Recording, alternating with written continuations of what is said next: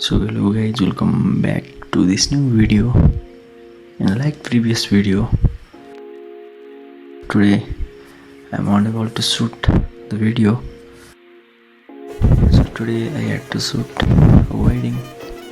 So I did all the day to till the late night, and so it's 2 a.m. So I'm so fucking tired. Also at the same time, I need to complete yesterday's video, editing and uploading, and the day went really great because I love to shoot anything, but shooting wedding is not the thing for me because I shoot weddings for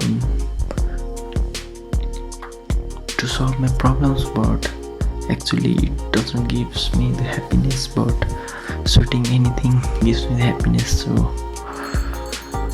the thing that I wanted to share is I don't get that energy, that vibes from the heart while shooting the weddings or working for other people for any